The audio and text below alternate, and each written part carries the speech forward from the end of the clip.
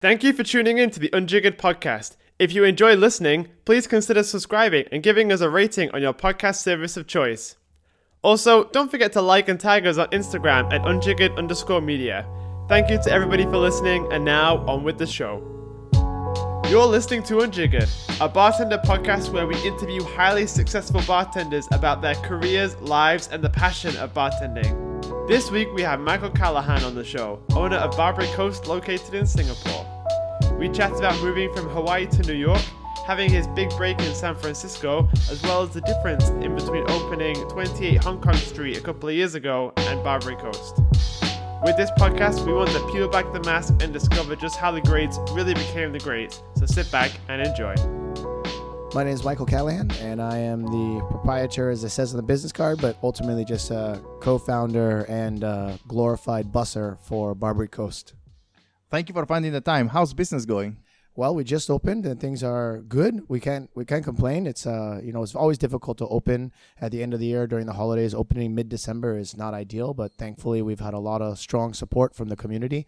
And a lot of friends coming to visit our staff because we have a great staff. So things have been good. It's actually a lot busier than we expected in the opening phase. So a lot of us are really tired, but being tired because we're busy is a lot better than being stressed and tired because we're not busy. Yeah, that's absolutely true. So tell us a bit more about yourself. When did you start bartending? So first of all, where are you from? I grew up in Hawaii. Mm-hmm. Hawaii is a small island surrounded by water with lots of Asian nationalities that love food. As islands do.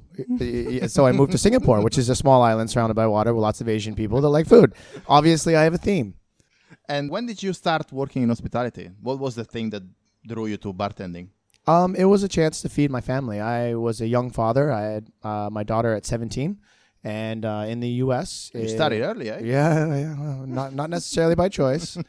But it was the life that I was given, and I was happy for it. And my good friend was a chef, and I told him I needed a job. And he worked at a restaurant that also had a takeaway service on the side that did buffet. So I started cooking. I was a prep cook for the buffet, and that was good for me because I got to work late nights. We did all of our prep late in the afternoon. We got a salary, of course, for that. But the good thing was at the end of the day, whatever buffet food didn't sell, we couldn't save it. So the staff got to take home. So I got into F&B mainly because I had money. It was a good flexible schedule. But also I got to bring home big bags of food for free. And that really helped when you're a young father. You don't have a lot of money to get free food. Groceries are expensive. So getting free food really helped us out a lot. And so that was my first entrance into F&B. And at what stage did you get into bartending? Well, that came a few years later. I really fell into cooking. I was fast. I was a good prep cook. I started to become a really good line cook. And I thought, I've got a thing for this. My knife skills were really good. I was very proud of myself, like learning every day.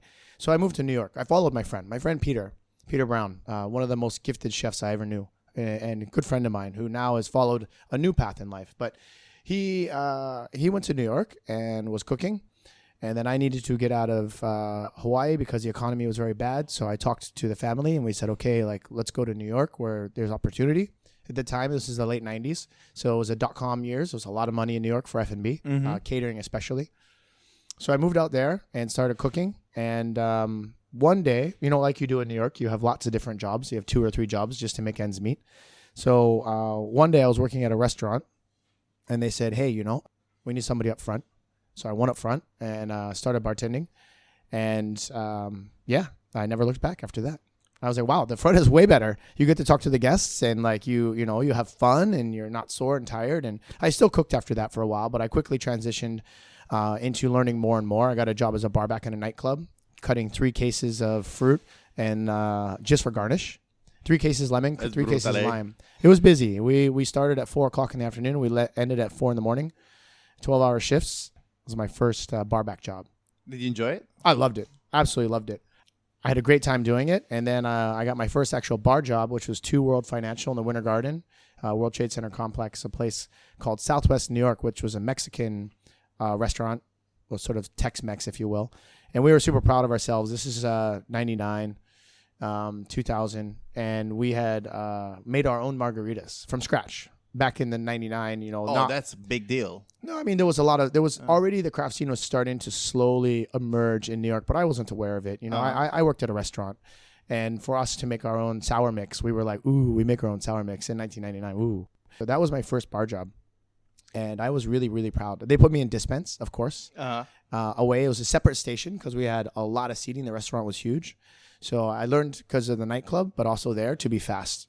And that was my first thing I learned in bartending was how to be really, really fast, how to look at all of your tickets and plan in advance what takes more time, what I can bang out quickly, how to basically organize and expedite efficiently. How was the adjustment for you from Hawaii to New York? Because it's a quite big different scene, isn't it? It is, but it was actually not a big adjustment. It was just an adjustment in energy. I've always been a very hyper person, driven to challenge myself to new things. And whereas Hawaii, I sort of outgrew, New York afforded me endless opportunities to continue to challenge myself. But aside from that, the diversity is about the same. Hawaii is very full of lots and lots of diverse people and backgrounds and nationalities and lifestyles. And Hawaii and New York are very similar to that. In terms of bringing a family over, was that easy or challenging? No, they didn't come over, actually. They stayed in Hawaii, and I sent money back. It was classic, almost immigrant style, where I moved to New York, and I sent money. And I remember this was in the 90s, so I would go to payphones and call collect because, it would be cold outside, and 1-800-CALL-ATT and collect call to the family back home. And I would stand on street corner and talk, or sometimes there would be there was a laundromat that had a payphone in the laundromat, and I would sit there because I could get my laundry done, or it was warm. It was inside. It wasn't a street side. And I would call then, and it was very hard. It was difficult. It was also challenging. I was a young man still, knowing that my family was far away and trying to make ends meet, and at the same time trying to figure out, who I am. So it was very challenging, but it was very rewarding. I wouldn't have ever changed it. Never again. How long have you spent in New York? Only about 2.5 years. And then after 2001, after 9/11, there was no more job for me. My job was in the World Trade Center complex. Okay. So it was pretty much decimated. And then so after that, I sort of traveled around. I was actually on holiday when that happened. I was sort of transient already. Whoa. Yeah. So I ended up bouncing around the U.S., Midwest for quite a few years, bartending for college universities. And you, again, get very fast, make dollar tips. But if you make 500 drinks in a night, you make $500 in tips. Yeah. That's crazy. So speed is all about speed and making guests have a good time. Then after that, finally made my way to San Francisco, which is where my career really blossomed. I learned all the nuts and bolts, the things that a lot of bartenders don't spend enough time learning. I learned almost 10 years of doing this in New York and throughout the Midwest. Speed bartending. Learning how to be fast, how to disengage, how to have a good conversation with people, but also make good drink and do it quickly. And it wasn't until much later in my life that I got into quote-unquote mixology. I didn't learn how to make my first Sazerac until I was 30. Seriously? Yeah. Well, I mean, I think that there are a lot of elements into bartending. We discuss this a lot here. And like mixed drinks, like cocktails, is probably one of the smallest aspects of what makes a bartender, I think. So, I mean, I'm not surprised that, it hasn't been an integral part of your skills at the beginning of your career. And so, San Fran, where did you work, or do you have any specific place that you think shaped you more than others? There's two, really. The first one was Café de la Presse. It's still there. You can still sometimes see it on movies and stuff filmed in SF. It's an absolute prime location. It's right on the corner, right where the Chinatown gates are. So my bar was a small bar, had 6 seats, but it was a big section. The bartender would have the 6 seats. Also, you would have 3 window tables that could seat 3 people. You had a seated section that had a 4-top and a 2-top and another 2-top, and you did dispense for the whole restaurant downstairs. Whoa. So one bartender was a server, a bartender, and dispense. And I specifically always asked for the brunch shifts. I liked working Saturday and Sunday brunch because then I had my afternoons and evenings off. And also, the brunch crowd tend to spend a lot of money. Bloody Marys, mimosas, martinis. So you're hungover and it judges your clouds your judgment, right? People just had fun. They were sometimes still drunk when they came in. But that one was a place where I really got comfortable. And I really had a nice rapport with my guests, both the tourists coming in and repeat tourists who come annually for conferences or whatever, and the locals. But it was there that I was actually discovered. The restaurant there has all glass windows. So I literally stare at the Chinatown gate all day. It's a fantastic location to bartend. Great money, always busy. And a guy would walk by. And one day, this gentleman, Peter Riswald, one of my first mentors. So Peter Riswald walked in. I'd never met him before. And if anyone ever meets Peter, he's retired now, semi-retired now. He's quite a character. He's very straightforward. He's very matter-of-fact. He's kind, but he's also not going to hold back his words. So he walks right up to me at the bar and he says, I'd like to meet you to discuss a job. And I was like, oh, hi, nice to meet you. I was like, I don't think I've ever seen you in the bar before. He's like, no, I've never been in your bar before. And I said, okay, well, I'm very confused why you want to offer me a job. He's like, yes, I want to offer you a job. I said, why me? He said, because I walked by this. He's opening a new restaurant. He was opening a new restaurant at the end of the block, and Peter was the consultant for it. And so he told me, he's like, every day I walk down this street to go to the construction site, and I look in the window and I see you in your bar. And he's like, I don't need to actually sit at your bar. I could see in the window that you're a good bartender by the way that your guests are engaged. I can see you laughing and smiling. I watch you moving and talking. I see you moving and talking at the same time. I see you ringing up the register and also doing dispense. And I see all of the people at your bar are staring at you, talking to you. And all of the servers waiting for their drinks are smiling. They're not yelling. They're not looking angry. They're not, waiting for their drink. He said, so obviously you're very good at your job because the guests are happy, your coworkers are happy, and you seem happy. So, this to me is the most important aspect of a bartender. Is I'd like to offer you a job. So I was interested. Okay. So I went to go meet him, and I went to go meet him. A new restaurant being built was called Jitan. And the owner of the restaurant, he met me and was like, no, I want a famous mixologist. And in San Francisco at the time, we had some big names. We had some really great talent. Bourbon and Branch had been open for a couple of years at this point. There was a lot of really, really good bartenders making names for themselves, and I was nobody. I was just a bartender at a restaurant. Around what year was this? Well, I was 30, so what year was that? 2007, 8? Okay, cool. So Peter came to me and was like, hey, we want to give you a job. You have to meet the owner. So I met the owner, Frank, and Frank said no. He told Peter, no, I don't want to hire this guy. I want famous bartenders. And also another guy, Carlos Splendorini from Roma. Okay. And he spoke very little English. Really? In a very heavy accent. I found out later that it was very specific to where he was from in Rome. Have a very, almost urban accent. Okay. But anyway, so Carlo spoke very little English and was not known. And I also was not known. At least I spoke English. Yeah, it gives you a little bit of an edge, doesn't it? The owner went to Peter and was like, what the hell, man? Why? These are not famous bartenders. Like, who are these guys? And Peter said, no, you want these guys. And the owner said, why? He said, because these guys are hungry. They have all of the raw talents. You let me work with them. I get some trainers for them, but they have the skills that will make them and make your restaurant the hottest place in San Francisco. You just wait. And sure enough, Carlo and I, we were very hungry. This was our one chance to finally get proven that we can be not just normal bartender, but we can move into the ranks of these famous bartenders in San Francisco at the time. But I was young. I wasn't the young one. I was old. I already 30 at that age. Mm-hmm. So we had a lot to prove. We studied hard. Carlo and I, we sat down. We spent all of our free time together memorizing drinks. We had a couple great. Dom was our first trainer.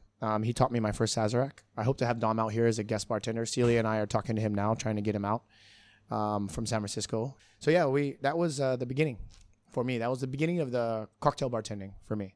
And so first of all, how does this new challenge go for you? Like moving into as you describe it, like mixology or serious bartending kind of thing. How did that go for you?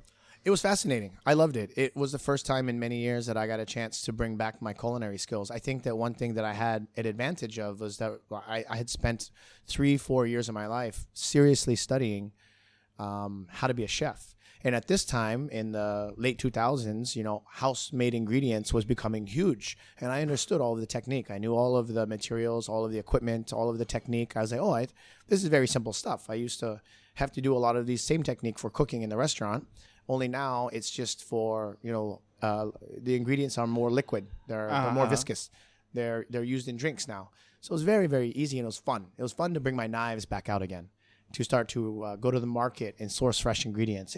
I really enjoyed it. And because of my culinary background, I sort of focused heavily on bespoke cocktails. It was hard for me to memorize all of the classics, and I still don't have the best sort of vocabulary when it comes to all of the classics. But I'm very good because I think of my years of doing this, of deciphering sort of what a guest is asking for and making something that they want in that moment. And that came from my many years of just being a bartender, but also of a culinary background. How long have you tended a bar there for?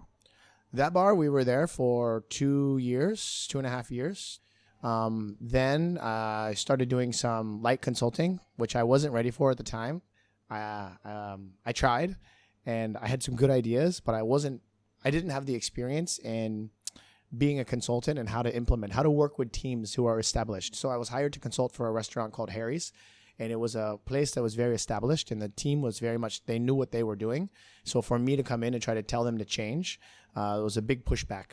It didn't work. So after 1 month, they took my menu away and went back to the old menu. Oh, no way. It's okay. I learned a lot about being a manager in that position. I had been manager before, but never a consultant trainer, not a trainer. And that was my first big experience in training.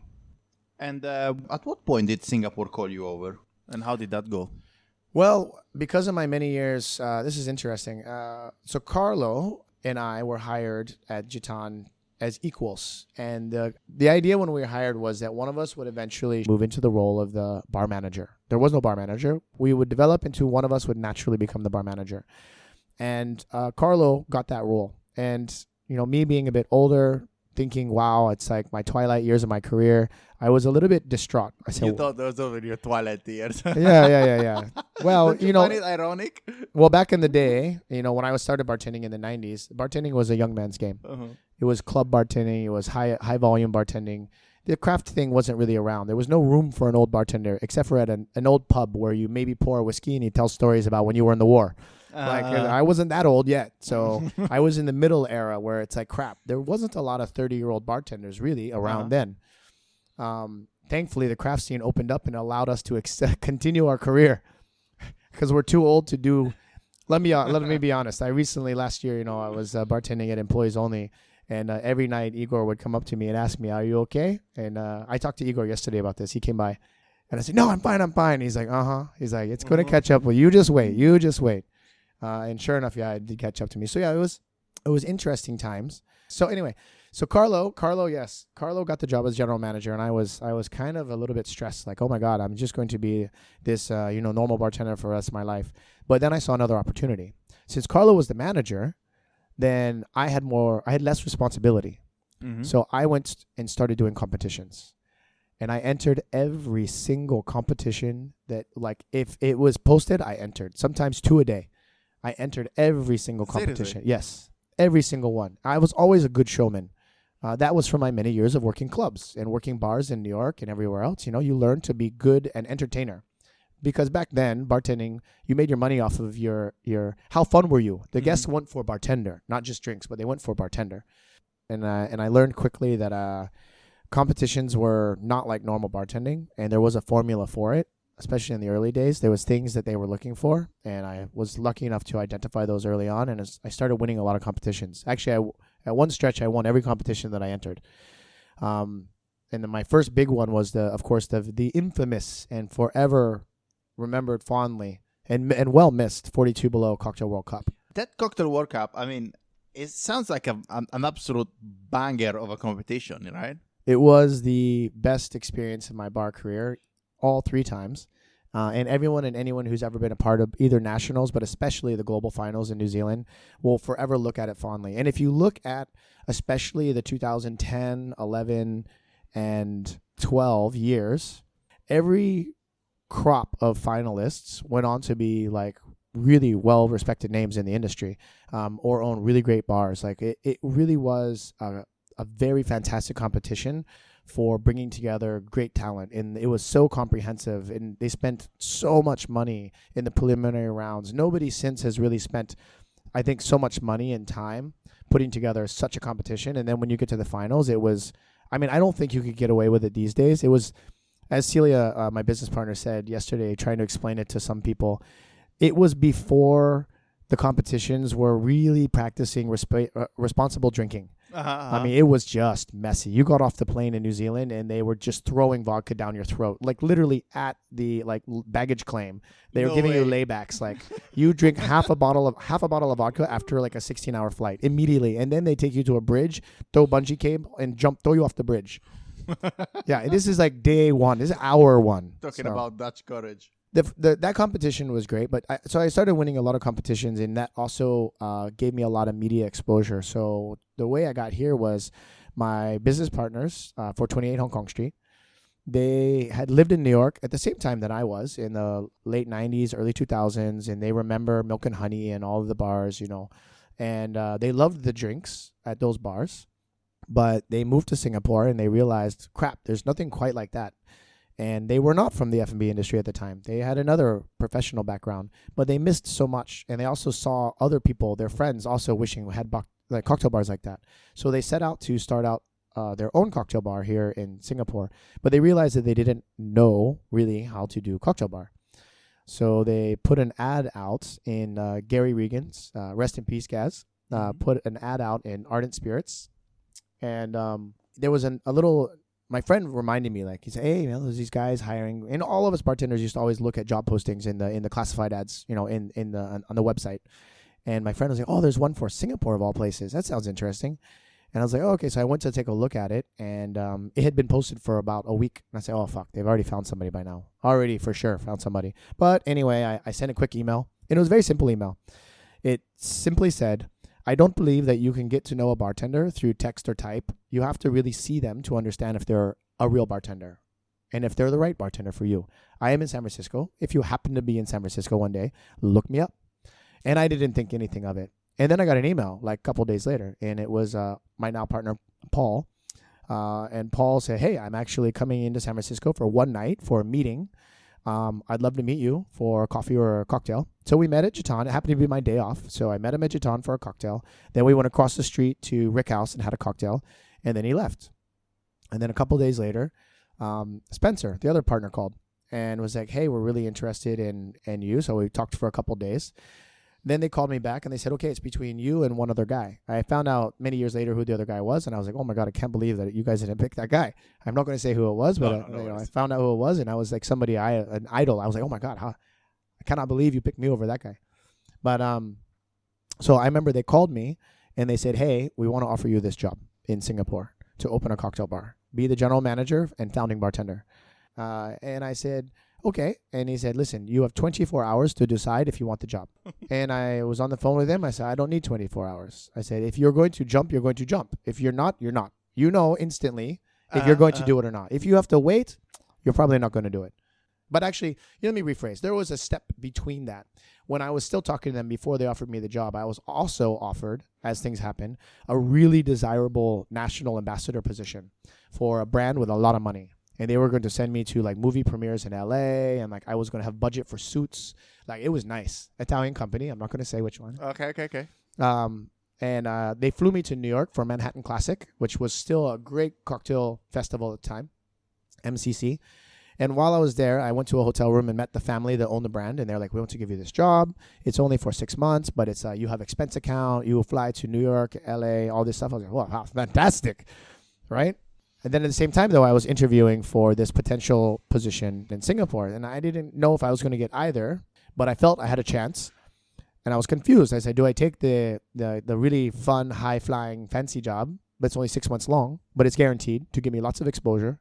Or do I take the job that is unknown, could be total failure? The guys have never opened bar before in a place that I didn't even know really what the language was. Come on, I was educated in the U.S., so not the best world geography. 2011, I had no idea. So I called my friend Naya White, who I had a lot of respect for. And Naya was also a mentor. And I said, Naya, do you have time for a lunch? So we met during the lunchtime. And I said, Naya, I have these two jobs and I don't know which one to take. I don't know if they're going to offer either. But if I get offered both, I don't know which one I should push. And he had the second best piece of advice for me. The first was from Peter, which was never hire somebody based on their resume. Hire them based on the hospitality spirit within them. You can always teach them how to be a bartender, but you can't teach them how to love giving service to people. That's the first best piece of advice. The second was from Naya at lunch. And he said, okay, when you are an old man and you're going to die and you are thinking back on your life, which was the decision, which of the options do you think you would regret the most not trying? Uh-huh. And I said, well, I always wanted to go and try Asia. And, I think I would regret at least not trying. Even if I fail, I think I would regret that one. And he says, okay, well, then that's your answer. He said, I can't make the decision for you. Just think about when you're an old man. Which one would you, be most sad that you didn't at least try it? I said, okay. And then that's why I knew in 24 hours. I said, I need 24 seconds. I said, okay, let's do the job. They said, do you have 1 week to move to Singapore? Can you move here in 1 week? Because they're already starting in construction. I said, can you give me 2 weeks? And they were going to give me budget to move over. I said, I don't need the budget for moving. Give me some of the money, and I use the money to go fly and see my daughter, and I spend time with my family before I leave the country. Uh-huh. And they said, okay. So I went to go spend time with my family, and then everyone thought I was crazy. And they said, oh my God, you're going all the way to Asia. My brother thought I was crazy. But I moved to Singapore, 2011. I didn't tell my partners at the time that I had no idea how to open a bar from scratch. So there was a whole lot of terms that they were like using that I didn't know. And I was looking up on the internet, like, what does this mean? What does this mean? And I kind of just put a lot of time and energy into it. And then that was the beginning. And as you know, it worked out. That's pretty cool. And how was opening 28 Hong Kong Street? It was a challenge, and it was fun at the same time. We had a blank slate. We had a vision. Like, they had a strong vision of what they wanted, my business partners. And after surveying the market, we had a pretty strong vision of where there was opportunity. And thankfully, I had a lot of experience in sort of what that vision was like and could be like. The hardest part about it was really sourcing. I knew that we needed a lot of products to execute that vision properly, and we had a big issue trying to find those products. There was no supply at the time, and it was really expensive. So what we ended up doing was getting very creative, and thankfully my partners came from a non-F&B background, so they're more of a business background, and they said, well, in business, everything can be worked out. Mm-hmm. And so they ran the numbers, and we figured out that we could actually, because Singapore is an open port, we could import our own spirits. As long as we pay the taxes and duty, we can bring whatever we want in. So we made a partnership with another friend of mine in the West Coast U.S. That had a bottle shop, and twice a month, well, as we got busier, but it was like once every couple months in the beginning, we would get all of our products shipped over, everything shipped over. And it was actually cheaper for us to do that than it was to buy locally. So we bought a few things locally, like Beefeater or whatever, but 90% of the entire bar program, including our well spirits, like our well bourbons, everything was shipped over under cover of night.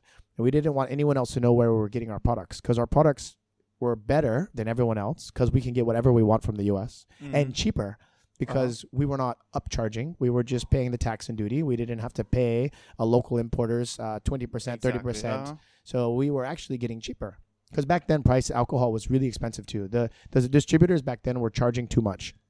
So what a lot of guests at 28 didn't know at the time is every single one of the seats was covered in alcohol underneath. They were sitting on thousands of dollars of alcohol. And it was a very big challenge for me as a general manager, because I had to make sure my stocks lasted, because I'd not get another shipment for like 2 months. It was the only bar I've ever worked in my life, and hopefully ever have to do again, where if the drink was too popular, I had to take it off the menu. That's crazy. It was burning through my stock. So we had some drinks that we were like, crap, we make this a special only because on the menu, everyone's buying, and we're going to run out. We're going to run out of product, and we don't get another shipment for 1 more month. So it was same with the bottles in the back bar. We had very rare whiskeys, and not really like rare, but just unique and different. Not super expensive, just fun and good whiskeys and rums. And guests would come in and try to buy a bottle. And I said, no, cannot. You have maximum 1 shot each. I said, why? I said, because if you drink it all tonight, I have nothing for you to come back next week. So I would force them to have 1 or 2 shots at a time. And sometimes I would hide the bottle in the back. And then it would make them try other bottles. I say, listen, I don't have any more of your favorite, but I have this other one. Try this one. So, okay. Oh, I like this one. So it really encouraged people to try different things. And then the bottle just magically reappeared. Yeah, and then I had, a 0.4 bottle showed up later on in the month. And we had to do that all the time. And it helped keep people come back. But it also made sure we didn't have completely empty shelves. It was really interesting. But that lesson led to the birth of Proof & Company. We realized that the biggest thing that Singapore needed wasn't a second 28. Everybody was asking us after we started getting popular, oh, when are you building a second one? When are you building a second one? And we thought about it. But then we thought, well, why would we want to build competition for ourselves? So Proof & Company became distributor for all of the alcohol that we were bringing in already for 28. So now we are already bringing in, we just make official company and we make available the good product for everybody else. So what happened was by default, instead of having competition with the rest of the bars in Singapore, they became our customers. So it was a really smart move on with my partners, and it was a lot of fun to build the distribution company. And after we got ROI at 28 and it was paid off and it continued winning awards and making money, we brought in new GMs and I moved over to Proof. And yeah, that was that journey. How long have you worked behind the stick at 28? I was there for the first 2.5 years. 2 Okay. years. We hit ROI just, I think, a week before our projected date. So we had our projected date, and I remember Paul was very, very, very happy about that. He's really good with numbers, and he estimated we would be done paying everything off in 2 years' time, and we paid it off just like literally like maybe 1 month or like 2 or 3 weeks before the estimated target date, and that was both a testament to Paul's ability to forecast, but also our team working very hard to hit our targets every month. So I stayed, and then about another 6 months or so about 2.5 years. And then we transitioned over. Zdenek joined us. He started helping out a lot. Joe joined us, took over the reins as the GM. And then Z and I moved over to Proof & Company, always staying involved with 28. It's our home. It's the birth of all of the companies. But yeah, and we had to move on. And then the shop needed it. The shop needed new leaders to teach it, new teams, new things. And we were lucky to have some great GMs and some great staff throughout the years. Are you still involved with Proof, and to what degree? No, the team are still family. We still do a lot of work where we share consulting contacts with each other, because I was with them for so long and did consulting. In the beginning it was I think I might have been the first employee. I don't know if the partners actually were ever considered employees. They're the owners. I don't know if owners are employees, but I think I was me and Z and I should say. I remember in the very beginning it was just Z and I, and then the partners. And Z and I would get the accounts, we would get the orders, we would box up the bottles, we would write the label, we would drive the truck, and we would take turns. One of us drive, one of us run the bottles to the shop and get the chop from the invoice. Like, we did everything. It was just us. And then it grew to what it is now, numerous countries, so many employees. It's just really fantastic to see where the team took it. I departed, I think it was 3 years ago now. After the Hong Kong market was established, because for me, I really like opening new markets. And the focus after Hong Kong was China. I didn't really want to move to China. It wasn't a good fit for me, and I was burned out. At that point, it would have been 6 years of nonstop, very hard work. 2 years to get 28 up and running, and it's a long job. Yeah, it is. And then also the same with Proof. It was our life. It was a fun life, and it was our family, and it was a beautiful family, but it was also nonstop.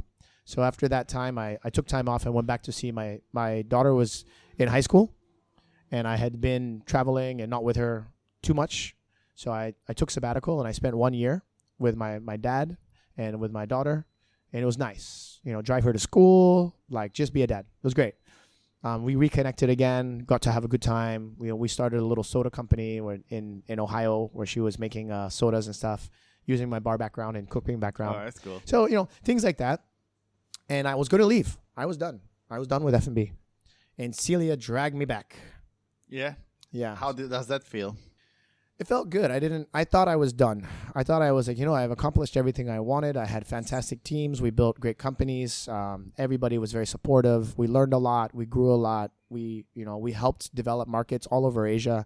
We helped to set up bartenders to have real careers, and to help local bartenders to have respectable careers so that their family would be supportive. We did all of these things.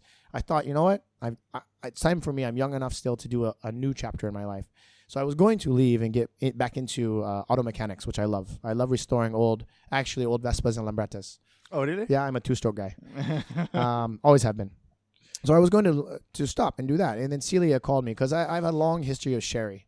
I've loved sherry wines for a long time, very long time, since Gitan days. We had 23 sherry by the glass. Whoa. That's crazy. And this was in the late 2000s. This is way before sherry was a big thing. You had enough people drinking it? Yeah, because bartenders know how to sell it. Yeah, that's true. Anyway, so Celia was setting up she was speaking a seminar at Tales of the Cocktail on sherry, and she asked me to be on her panel. So I said, "Oh, I'm in the U.S. anyway." I was not far. I was actually like maybe a couple hours drive away from New Orleans. So I said, "Okay, fine." So I said, "I'll come back just for this." And I went back to Tales just for the seminar, and I forgot how much I love the industry. I saw the friends. I went to see the bar pop-ups. I forgot about because I had been away now for almost 1 year, and I forgot how much I love our industry. I was like, "Fuck, okay." So then I was coming back to Singapore, and Paul from Proof said, "Hey, Michael, are you back?" I said, "Yeah." He said, "Hey, man, do you have any bandwidth for some consulting projects? Because Proof is so busy, we cannot. There's too many people asking us. We need some help." So I was like, "Yeah, sure." So I started independent consultant just to make some money. And then I was talking to Celia, and she said, "I want to move to Singapore and to Asia." I said, "Hey, I really need some help on this consulting thing. There's a lot of jobs, and everybody want to work with Proof. Everybody want to work with me. It's like we have a lot of opportunity. I could really use help." And she's really good. I don't know if you know Celia is amazing. Yeah, of course. One of the best in the world at what she does. So she moved over. We started Compound Collective about 3 years ago. It was really hard in the beginning. It was just us two. Now we have Roman Fulton, who's our head of education, and moving on to some other roles this year. It's very exciting growth for him in the company. And yeah, we just started banging out a lot of consulting. So that sucked me back in. And then Celia and I were both like, we are building all these bars for people, and we have all these great ideas. We should build one more for us, just one that is everything we love about bars. And so we couldn't figure out if we wanted to have a casual neighborhood bar or a more elegant sort of experience bar. So because we're crazy, we built both. So the Barbary Coast is 2 bars. It really is 2 separate concepts housed in one building, with the deadfall downstairs being much more casual. I got a fantastic compliment from a guest downstairs last night. They were like, "This really reminds me of Shady Pines." And I was like, that is like, I hope that people could look at us like that one day. That's like cool. I would absolutely be honored if people make that that comparison. I hope we can live up to it, because that is a great bar for just a place that you love to go. It doesn't have to be fancy. It doesn't have to be gimmicky. It's just a great bar. So that felt really good. And then upstairs couldn't be any more different. But at the same time, they're both made with love. So yeah. So Celia and I decided, let's do this. Roman has been a big help doing it, and we had a great staff. Every one of our staff are rock stars on their own. So yeah, it's been a hard journey, but here we are. We're open now. Let's see where it goes. So talk to us a bit about the brief. What's the focus, if there is any focus? So the focus downstairs is very simple. It's something I think, and Celia actually, both of us think very much Singapore could use. It's not that it's missing it. It's not that other people aren't doing it well. It's just that it's a style of bar that is very matured in the U.S. and Australia, and also to some parts in the U.K. as well. And that's a neighborhood bar. It's what some people refer to as a walk-up bar. It's a place that, like, for example, downstairs in the Deadfall, when we unlock the door, we're open. I'm still like polishing glasses. I'm still filling the ice. I'm still juicing the lemons and the limes. But somebody can walk up at any time. "Are you open?" I say, "Yeah. If I'm here, I'm serving beer." And that's the idea here, is that it's really about, like when I first started bartending, and when a lot of us first started bartending, it's really about the guest and the people. So the downstairs bar is 100% just about enjoying coming here for a drink, unwinding with your friends, or if you're not with friends, you always have a friend at the bar. And if you want a good cocktail, we can make it. Now, if you want to have more of like a rowdy dive experience, for sure, go to Skinny's. But if also you want to have a rowdy, more mature experience, for sure, go employees only. We kind of sit somewhere in the middle. Okay. For downstairs. Whereas upstairs is really what we wanted to do, is show people what a great, if you can find every component of a bar and dial it up to 10, is as close to perfect as you can make it. And nobody's perfect. Everybody is dropping the ball here. We can always be better. Everyone can be better. And we strive to be better always. But what is the best we could possibly offer in interior, in workflow, in room space layout and design, in staffing, diversity of personality and talent, but mainly also in product. Without fetishizing it, the cocktails upstairs that Celia created, she is an absolute genius. And she's quiet about it. And I sometimes wish that she wasn't so. She deserves to be much more famous than she is, but she prefers to let the drinks speak for themselves. For the first time in almost any of my projects, I don't think I made a single drink on that menu. Seriously? Not one. You have to recognize when you have a team where the talent lies. And when it comes to the drinks, Celia is untouchable. Her understanding of balance and of flavors, she uses things because they deserve to be together, even if no one else, or very few people at least, think that that would work. She knows in her crazy mind that it will. And she puts these ingredients together not because she's trying to impress someone or to confuse them with random ingredients. Like you see a lot of these bar menus in the world, they use rare ingredients just to kind of write it so it looks good, right? Yeah, of course. But she actually does it for a purpose. And similar, her laboratory is full of every ingredient, every equipment you could ever want in any science lab or bar, but there's no window to the back. There's no showing the equipment. We don't talk about it. She says in her own words that, it's about the drink, and the technique and the process used to make the drink is only as good as the drink is good. And we don't need to focus on how the drink was made. We only need to focus on, is the drink made good? Is it made well? So yeah, upstairs is, and where I come in upstairs is really is very American actually, is about the hospitality and engagement with the guests and workflow. So we've divide and conquer, right? Instead of us both overlapping, she really is the heart and soul of the beverage program. And I work very much to ensure that the guests want for nothing and they leave almost on a cloud if possible. And in terms of spirits, do you have any specific focus, or you just get what you like things that you think are delicious and they should be in a bar? Yeah, that was a tight focus on purpose. You see a lot of bars have a lot of bottles. 28 has a ton of bottles. Inventory sucks. God, I feel bad for Manhattan. Manhattan must... Inventory there. Let's not even talk about Atlas. Yeah, oh, jeez. That I don't even know. You must have a small army to do that inventory. So for one, as a manager, we didn't want to have long inventory nights. But two, we also wanted guests to drink all of the bottles. So we have a very, very tight selection. For example, we are not shunning vodka. Vodka is very important. But downstairs at the Deadfall, we have 3. Upstairs in the ballroom, I think we have a total of 5. Rums, we maybe have 20, 25 max. A lot of our spirits are skewed towards American.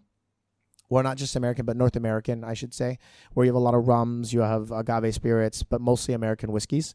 We have some decent amount of scotches, but we really wanted it to have a skew towards American or historically American. Some cognacs as well, things that were consumed in the 1800s in New Orleans and such. But we wanted it to be not really unique, but different. So we wanted people to explore, but we didn't want it to be overwhelming. So really, if you go to the back bar upstairs, it's actually surprisingly small. It's beautiful, but it's surprisingly small because we want people to actually drink. And if you have too many bottles, they're never going to drink through them all.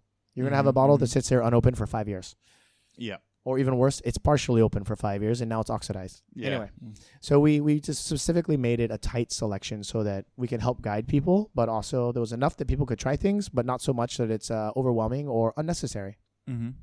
And how was the process of opening a bar here in Singapore for the second time? Have you noticed any differences in between when you did it the first time with 28 to this time? Staff's a lot more expensive. Oh, yeah? Yeah, definitely the staff now know their value, and talented staff are definitely not cheap, and you have to be competitive, so you have to have a good salary and you have to have good compensation. So definitely finding staff, it's definitely a staff's market. Like there's more bars than there are good staff, so they can go anywhere they want. So you have to make sure that you're a good company to work for, good corporate culture, but also a good compensation package for the staff. So that's definitely a lot different than it used to be. Licensing has become difficult too. Okay. There's so many bars now that the government is slowing it down. They're not giving as many licenses. As a lot of people will tell you, getting a 3 a.m. or late night license is almost impossible in certain neighborhoods because there's a saturation point. So it took us 6 months to get our license. Very 6 months is a long time. And how difficult was to find the venue? Well, Celia and I were very patient. We knew that the concept that we built, Barbary Coast, needed to be in a historical district in Singapore. It had to be in Boat Quay or somewhere down in this neighborhood where this story originated.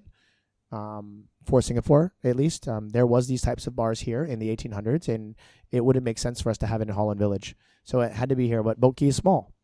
It's not very big, and there's not a lot of property, and it doesn't come up often. So we waited almost the whole 3 years that we were in Compound Collective. We knew we wanted to open a bar, and we waited until the right location popped up. This one, unfortunately and fortunately, was far, far bigger than we anticipated. We wanted to have the Deadfall be a little tiny bar in front, and the ballroom be the main bar and back. Almost like 20% of the space was Deadfall, just a little tiny bar, and then the rest was ballroom. It turned out that now Deadfall is as big as 28 is, and ballroom is even bigger. So we have 2 full bars. So this space came up. It was too gorgeous to pass. It was just freaking big. And is it difficult to like get it once you get the property, or because in cities like London, for instance, there's a bit of a challenge. Like you find a spot, but then before you actually get it, you have to go through a very, very long procedure. And unless you're an established business, it's very difficult for you to get the property. Is it the same thing here in Singapore? I think, yes, there is a lot of different organizations you need to work closely with. Singapore's government is very efficient, but it's also very fair. The way that they have broken it down is you need to get the URA, who are in control of all the land, but especially in historic districts. This is a historic building in a historic district, so it's a lot of licensing and stuff that you have to make sure. Like we couldn't cut into the floors, we couldn't cut into the walls. It's a historic building, and we have to respect that. And I'm glad that there's organizations that protect the history of Singapore for generations to come. That being said, it's a lot of paperwork and procedure and a lot of meetings to get through. And yes, like you mentioned in London, if you do have an established track record, it is easier. Had we not had my many years here in Singapore and Celia and I's patience and our landlord's patience, when we found the place, he took it off the market and didn't charge us rent for 6 months so that we can get the licensing. He believed in our project and he believed in us. But again, that also came down on the fact that we have a great resume together, and I have a long history in Singapore. So the government was willing to give us a chance. I don't think many other people could have pushed through because the government is so tight these days in this district. It's starting to loosen up, but you have to you can't just go down and say, hey, I want to open a bar. You have to bring suit and tie, suited and booted, presentation. Come prepared to plead your case. And it's good. Otherwise, we would have a bunch of crap bars in this neighborhood, right? So I applaud the URA and SBF, which is a police force, for making it difficult and forcing us to show that we can be good partners for the community. Difficult but fair. Very like fair. The way you describe it. Very difficult but very fair. Are you happy to be back in the game then? That's a hard question. Emotionally, I am. Physically, I am not. I am dead. Oh, yeah. Entrepreneurship is not easy in any industry. And the opening of a bar is exhausting. So right now, we're still waiting for some of our staff to join us who are finishing up their tenureship at other jobs. It's very, very respectful, as you should in any position in the world, to give your former boss notice of 1 month or more. So right now, there's a lot of us who are pulling extra jobs. So in the first month, I was here for 2 weeks in a row, 20 hours a day, 9 a.m. till 5 a.m. Yeah, that sounds excruciating. I'm over 40 years old. Yeah. It doesn't get any, as Igor used to call me the rusty nail, because I'm always the oldest one in the bar. And also I'm old enough to remember how to make that drink. Okay, yeah. I remember when people used to order it. So anyway, it's emotionally, it's super awesome to take a look back and say, wow, here we have another great opportunity, a fantastic bar, great team. It's just super rad.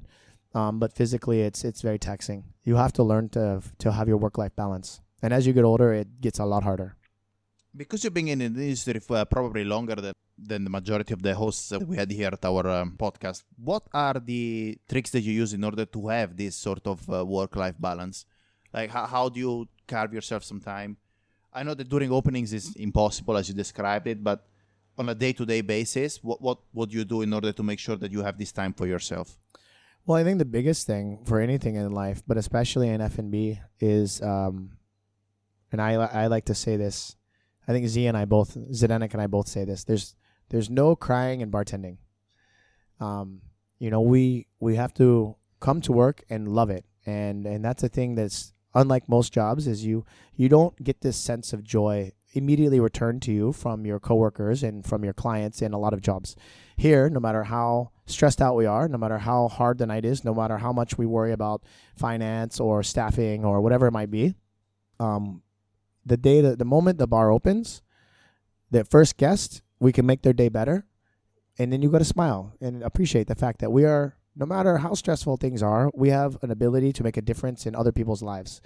Every moment, every day, every drink, we can make somebody's life a little bit better. And there's a power in that. And we have to appreciate that. And as Celia always tells me, we need to celebrate the little wins. And for me to manage throughout, these hard days of opening, and also sometimes you have good days and bad days in any business, is just to constantly remind myself to keep one foot in front of the other. And, there is happiness around the corner. But you're not going to get there if you don't push through. Too many people, they stress. The harder things are, I think the less stress I allow. And I think some of the people that I've surrounded myself, I have a lot of respect for, do the same. When things get very stressful, we don't throw down the tins. We come together as a family and we say, okay, we're going to get through this. And then when we get through it, then we die. But until then, we have a challenge in front, and we have to rise to the challenge.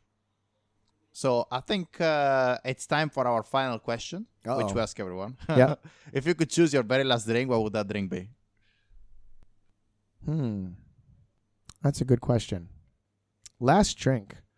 For me, drinking is, some people always ask me, what is your favorite drink? And I always tell them it's situationally specific. Sometimes I want to have a bottle of rosé in a bathtub, and you leave me alone, I cry.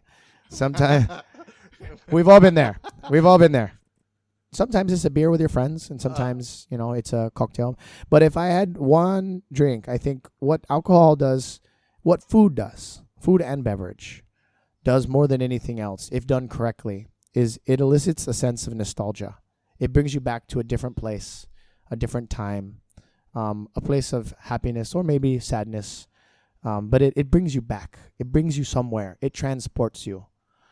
And I think for me, that would be the beginning days of 28, when I started to see the bar become successful. And I started to see, wow, look at something we actually built.